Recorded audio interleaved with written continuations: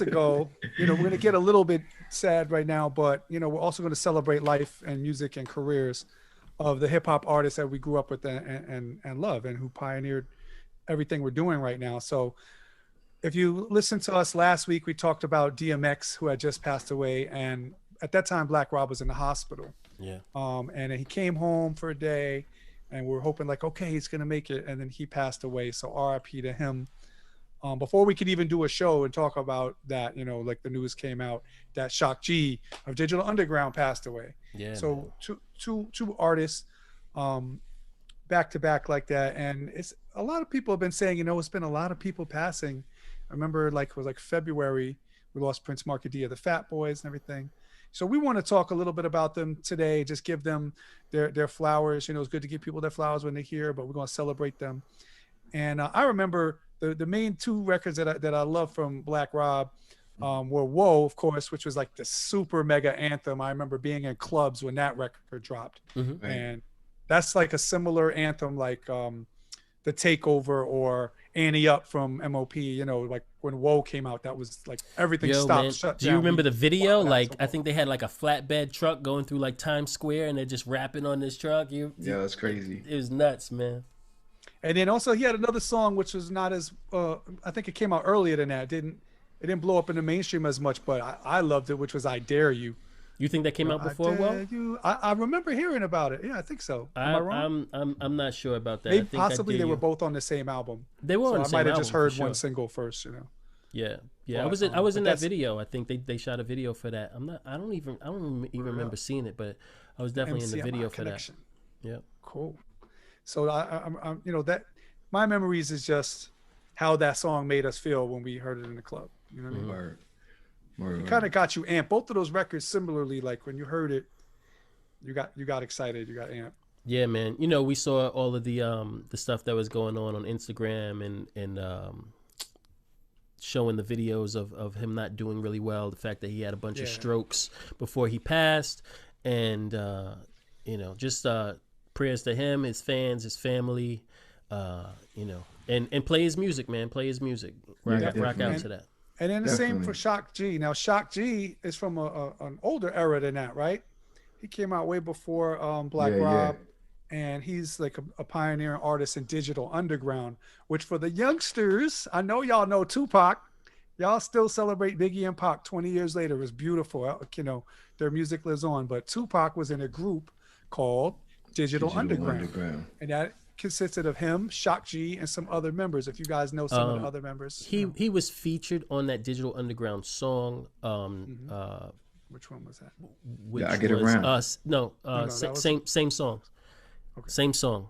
Which was on a soundtrack for a movie. I can't remember. It was a Dan Aykroyd movie. Can't remember the name. It was Bowfinger. No, it wasn't Bowfinger. I said that to my wife last night, and she was like, "No, it was this movie." And I was like, "You sure?" And then I looked it up, and the years are a decade off. Bowfinger came out 10 years after that song. What? Yeah. So that song, so same song came out in 1990, and Bowfinger came out in 1999. I can't remember the name of the movie. I'm sure G's looking it up for us. I pulled it up, and it says official. I'm looking to see if it says the movie. Same song, Digital Underground soundtrack for the movie. Nothing But Trouble. Nothing But Trouble. Yeah. It was, Sound like Charlie Sheen movie. Listen. The song lives. Sound like Will Smith's song. The song lives on way bigger and brighter than the movie ever did, right? But true. Similarly to Jay-Z being on like those that first record, we just talked about it. What was that one where he's on another group's record before he came out as a solo artist? Original Flavor. And like you hear him kind of like just being a guest on someone else's concept, but rhyming. And that if you want to go back and hear Tupac on Digital Underground song. No, so Pac was I think originally he was a roadie for Digital Underground and a dancer, but he wasn't really part of the group. And then they let him get on that song, and the song blew up, and obviously Pac knew that he was going to be a star, and he was always writing, and once he got his foot in the door, he just took off. So But anyway, it's dope that they put him on because they knew he was doing his own thing and writing rhymes, and they're like, sure. "Yo, you got bars?" And for sure. But this is about Shock G, the leader of the digital underground. You know, he had the dual persona. I don't know how many people didn't figure out in the beginning. If you were a little kid, maybe you didn't know that Shock G and Humpty Hump were the same person. Maybe you didn't know. I don't know. Right. And he would, for those that don't know, he would put on, you know how you have nose with the glasses, like the fake nose. So he had a solid gold nose because it was all about truck jewels and different people having jewelry and bracelets and watches and dookie chains. So he was like, I got a gold nose. Top that, you know? Yeah. He was a musician, like a super musician. He was really into the musicality of hip hop, and you can see clips of him talking about.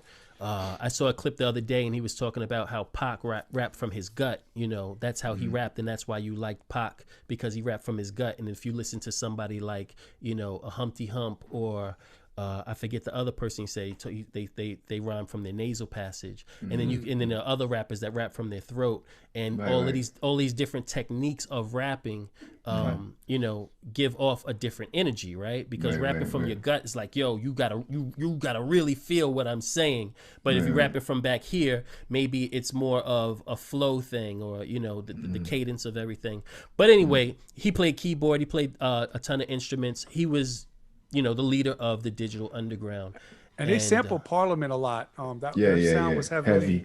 Funkadelic, you know. Another song they had that people forget, because the Humpty Dance was such a big hit. Sometimes you're like, they have other songs. Yes, they had Do What You Like. That was a fly. Yeah, they had Do What You Like, Shimmy Shimmy Cocoa Pop. Sex Packets. Hey, listen, when let me tell you, I was a little kid when Sex Packets album came out, and I thought that, I was like, when I first heard about it, and I got the cover, and then I listened to the intro, I'm like, yo, is this real? Like, can you really buy these things? Because I need to. Oh, yeah, I wasn't sure either. So it's not $1 Well, I thought he was talking about a drug like bath salts, or like bath Molly, salts, or like Molly. No, I'm not saying they had that back then. I'm saying there's different drugs that your mind is freaked out. And I thought there's no drug that like automatically makes you think that you're having sex. No, that drug doesn't exist. It's like, it was weird. But he was saying, like, when you take the drug, it's like you're in a virtual reality world. Nah, you know, like with glasses and everything. So G, you're asking right now in 2021 if that is actually I'm real. saying back. I'm just asking. To be honest, I don't know. And that's what it sounded like to me. When it came out, I had the same reaction that you did, you know, like, got it. And then years later, like, I forgot all about it. I wasn't thinking about that, you know. So now 20, 30 years later, I have no idea. But shout out to his bandmates and everything. Chop Master J, I believe. Oh yeah, Chop Master J was the DJ, and Kenny K was in the group. But Money B. Yeah, Money B. Yeah, shout outs to them, man. And definitely. you know, a lot of times I remember driving one day and I saw that they were saying that he didn't tour with them as much or do shows with them, but that his brother, I think, would take his place. And in fact, in one of the videos where you see both of them on camera at the same time, Humpty Hump and Shock G, that's his brother playing Humpty. You know, so I guess his brother looks so much like him. I don't know if they're twins, but I guess his brother looks so much like him that I never knew that they would interchange. Yeah, and that's how they tricked us, right? That's how they got us.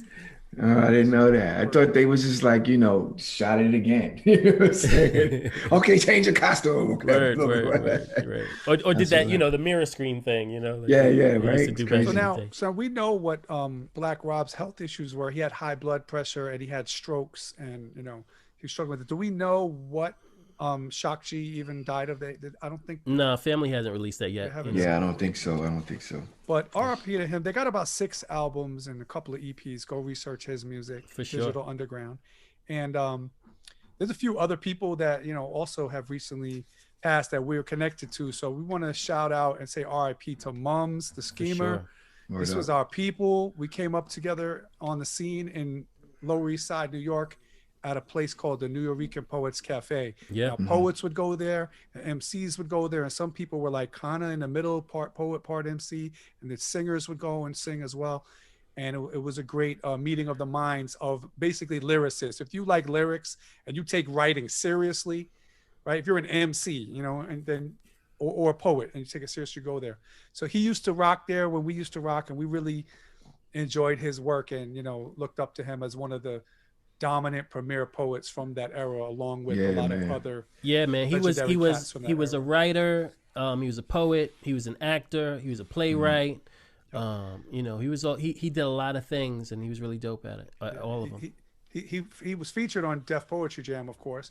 I remember when he came out on Oz, what was ill about that role is he played a character named Poet. Yeah. And basically, I think they typecast him. They were like, we need someone to be like, a dude is locked up, but he's actually talented as a poet, but he's stuck in this hell. And this is what he's going through, right? And somebody must have seen him rock somewhere and being like, oh, that dude is ill. Yeah. We got to get him. I don't know this. It's not like a fish. I don't know. Maybe he went on auditions and all that. But I just know like it fit his personality so well that I think they probably wrote that for him. Hey, it almost felt like my boy Mums was locked up in jail, not like he was playing a character. Like he did that good a job. On my when I did a tribute to him on my Instagram post, I said, because us at the Nuyorican Poets Cafe, right? Even though it was the Nuyorican Poets Cafe, we went there for hip hop, right? We were there because we wanted to, get on the mic and do our MC thing and sharpen our skills in that essence. But then you also had these poetry guys and some of them and girls. Right. Women. Were when I say guys, I didn't mean gender. I know. Anyway, that were so different that I think it turned off a lot of the MCs that were there for the hip hop, right? And it was like, man, I'm not into this, soft, foo-foo like poetry stuff. I'm in here for rap, even though it's the same thing, regardless of whether you realize it or not, right? But I think that MUMS was that middle ground that allowed you, like, his poetry had a rough exterior to it, or, that edge that would make the hip hop people say, okay, well, maybe I should give more of this poetry stuff a chance. So his topics were street, and his topics were about hardships and life and things that rappers often talk about as well. Yeah. So I think, and his delivery was, of course, fierce, and it was very spoken word. Super unique, man. Like he was like, it was like you had Saul Williams and you had MUMS, and they were like so dope, but totally different from each other. Style-wise, they were different, yeah. You know what I'm saying? And I was just like, when I gravitated more towards MUMS just because he was more. Was he hardcore? Was he harder? You know what I'm saying? Yeah, it just had an edge. I wouldn't say hardcore. I just say he had more of a street edge to him that allowed rappers who is street culture it was an easy gateway into all of the other stuff, and then allowed me to really appreciate all the other stuff that all the other poets were doing. I just really loved how he performed. Like he didn't just go up there and be like, right. You know what I mean? He gave you a performance. In it. He's performing. He was in your face. He made you feel what he was talking about. Yeah, man. Now, last episode, if you go to episode 1, we touched upon Styles P saying, because he reacted to Black Rob's health situation, that rappers, and artists in the industry need a union so they can have health benefits and retirement plans. And when they run into some bad luck later in life, they don't got to do GoFundMes, and they can go get medical checkups and stuff when they need them. And we were talking about that. But Keith, you were telling us earlier about something that the Grammys is doing. We was talking about we was also just now talking about like cryptocurrency and stuff like that. But so what the Grammys is now doing, if you guys are Grammy members, they're having this panel. Let me just pull it up here. It's from their website, GrammyPro.com. In commemoration of Financial Literacy Month. The next installment of the Los Angeles chapters, but any chapter, anybody could like join on, but it's going to happen in Los Angeles. Care for the Culture series will bring the music community and financial experts together for a virtual conversation, right? So members from all of the Recording Academy chapters are invited to watch this informative discussion around fundamental financial wellness, right? And that's super important, so it's like what do you do with your money, and how can you invest it, and how can you be smart with it, what things to do, and not only not as like, oh, I want to get rich, or I'm going to be on top of the world and take over and be a billionaire. No, it's about how do you just make sure your needs are met. So and that includes healthcare, different types of insurance, and different types of investing, and also making good decisions so that you have something when you need it. And what's dope is because it's much needed, like in the hip hop industry, R&B industry, reggae industry, and they're like really trying to get folks to like sit down and give them the game, right? You know, because we have these artists we love, and they're so great, and their music changes the world and moves people and gives us these memories like that we've been talking about of where were we when we heard this record and that record. And it's sad when someone who's, you know, on a high level as a human being and as an artist, right, but their education about finances wasn't really solid, and either from their own mistakes or being cheated by companies or whatever it is, or, you know, not putting things in place for them, they end up in a dire situation, you know.